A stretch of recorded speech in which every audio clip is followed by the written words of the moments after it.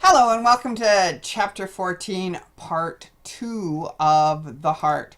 When I left you last, we were talking about the blood vessels that supply the myocardium. These are the ones that cause angina, heart attack, or my favorite, myocardial infarction.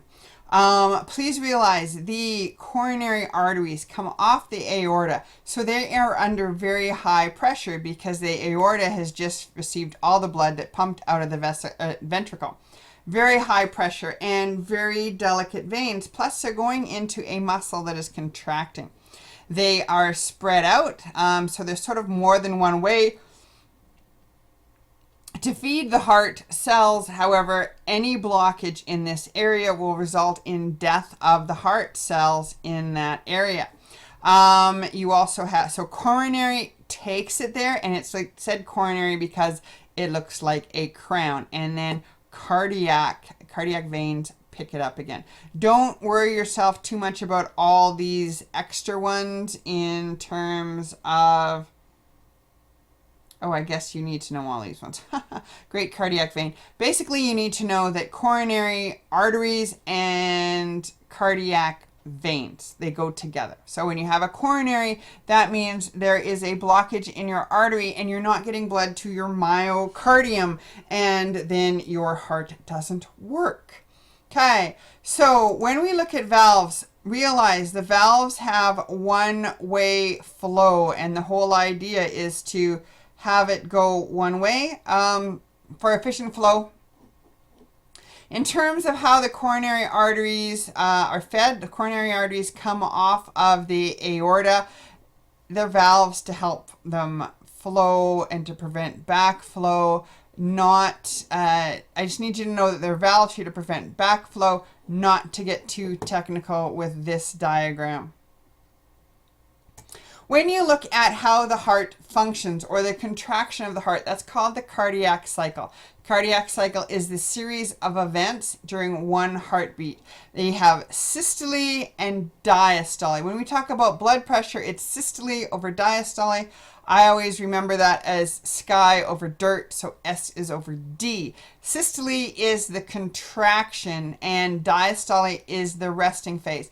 Please realize when we're talking about heartbeat, we're talking about ventricle contraction and ventricle diastole. However, the atrium also have a systole and atrium also have a diastole. But usually we talk more about the ventricle because it is a larger occurrence. Now, when it comes to the heart cycle, you basically have the ventricle relaxing, the atrium contracting. So the atrium fill up with blood and it flows into the relaxed ventricle, goes right in. Notice, as the blood is coming in, the atrioventricular valves are open, but the semilunars are closed. And the left and right operate in the exact same rhythm. So as the blood is flowing in from the right atrium into the right ventricle, the blood is flowing from the left atrium into the left ventricle. Now, these are atrioventriculars are open and semilunars are closed. Then you have atrial systole. So the atrium will contract and that will pump the rest of the blood into the ventricles. Then you have ventricle systole, and ventricle systole is the contraction of the ventricles, pushing it out of the ventricles. So when you think of blood moving out of the ventricles, it will close the atrioventricular valves and it will open the semilunar valves. It is this movement right here that makes the heart sound lub, which is the strongest sound, strongest beat. Now, we'll talk about it a little later, but yeah, we'll wait and talk about it later. The spelling, sometimes it's lub-dub, sometimes it's lub-dup. All I want to know is strong sound, ventricle systole. Weaker sound, ventricle diastole. These are close. Okay? Cardiac cycle. You need to know this in great detail, and the fact that this happens in terms of atria contract, ventricles contract. Atria, and that results in certain cardiac activities. When we look at the conduction system, The conduction system has a sinoatrial node, a atrioventricular node, the atrioventricular bundles, also called the bundle of His, and the Purkinje fibers. This is how the electrical system of the heart is passed through. So when you look at the components, here's the spelling: sinoatrial node, SA node. This is the pacemaker. This is the one that is controlled by the sympathetic vagus nerve, which will speed up the heartbeat. This sets the pace. So as the, please realize this is quite complicated. I will talk you through it, but also if you look at it, cardiac cycle right here, there is some lovely videos that will help you step through this step by step. So, first step, the sympathetic nervous system will stimulate the sinoatrial nerve. The sinoatrial nerve will spread the impulses through the atrium, causing the atrial to contract, but it'll also pass on the information to the atrioventricular node. At the atrioventricular node, it goes quickly here, then it will slow it down, pass it to the bundle of His or the atrioventricular bundles. The impulse goes all the way down to the bottom, and then it contracts upward. So the heart is squeezing from the apex upward using the Purkinje fibers. As I said, the SA node is the pacemaker. It is set by the autonomic nervous system of the sympathetic nervous system, which speeds up the heart or gives it tachycardia. And if you watch any medical show, especially Grey's Anatomy, they always talk about tachycardia. Well, tachycardia is just your heart rate speeding up. And then bradycardia is slowing down. And the parasympathetic nervous system will slow down the heartbeat. Okay? Vagus nerve controls that. Then you also have the endocrine system will speed up the heart. Epinephrine is sort of like adrenaline. It's a hormone, speeds up the heart. As you know, that comes from the adrenal glands. And thyroxine also helps speed up the heart. So here you'll see the vagus nerve will stimulate the SA node and the AV node and the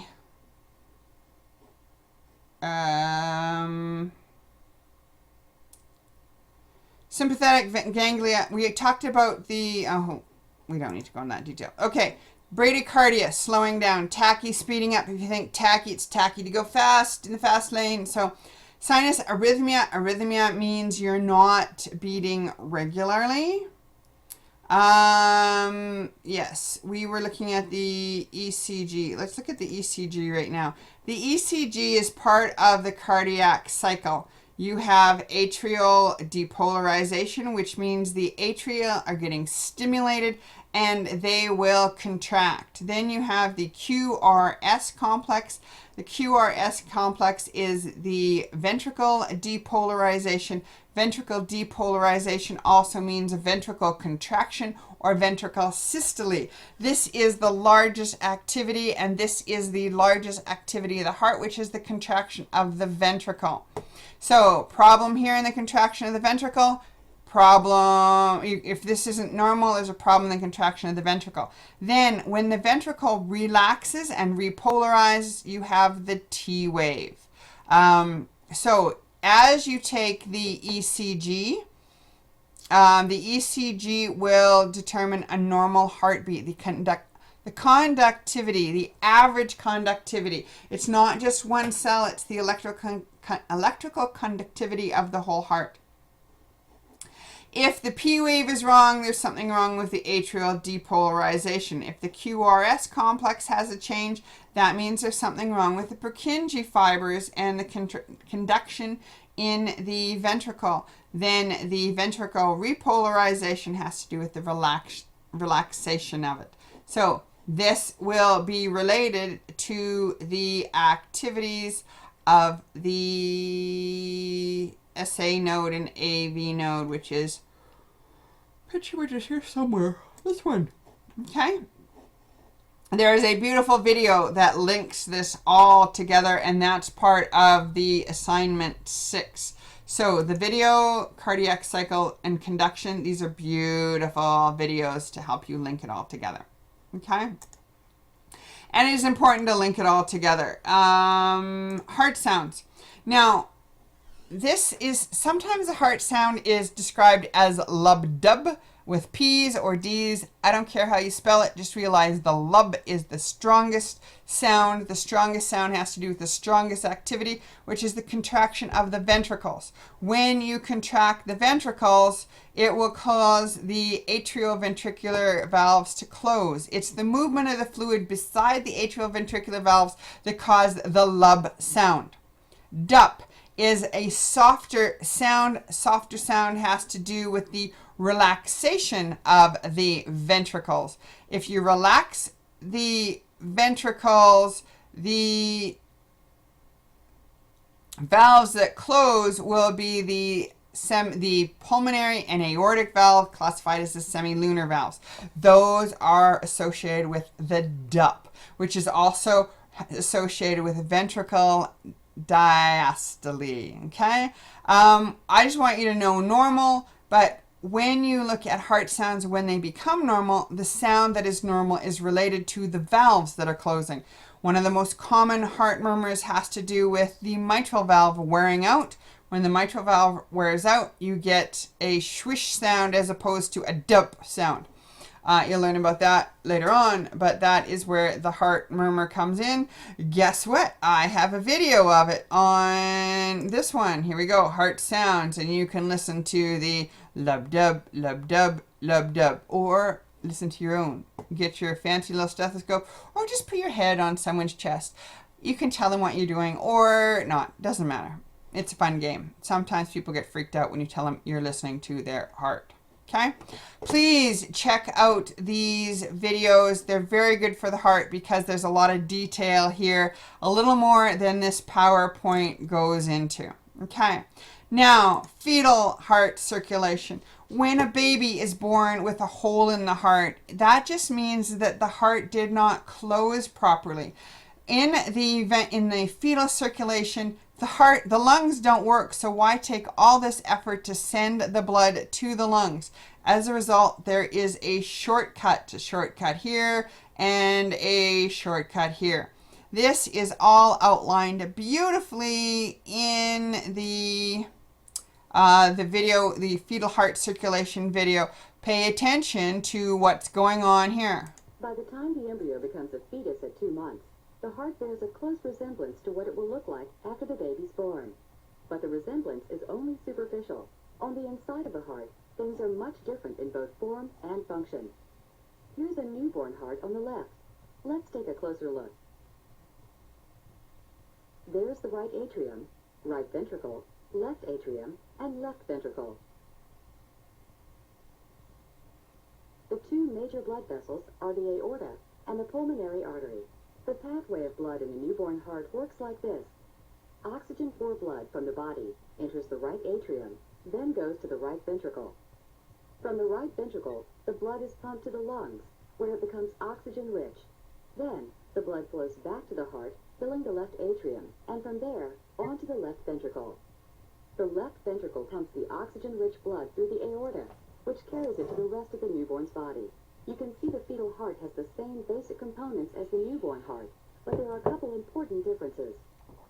Because the placenta is providing all of the oxygen the fetus requires, its lungs are not needed to perform this task, and therefore, much of the fetus's blood is detoured away from the lungs through two openings or connections. They are the foramen ovale, which connects the right and left atria, and the ductus arteriosus, which connects the aorta and the pulmonary artery. As blood enters the heart into the right atrium, some of the blood flows into the right ventricle, as in the newborn. But also notice that some blood flows directly into the left atrium through the foramen ovale. This blood will pass directly into the left ventricle and be pumped out to the body without ever having gone to the lungs. In addition, some of the blood that did enter the right ventricle and would normally go to the lungs never reaches the lungs. Here, let's watch. As blood... Okay, basically, to wrap it up, there are shortcuts to allow the blood to go through. Now, that's pretty much it. There's graphs and others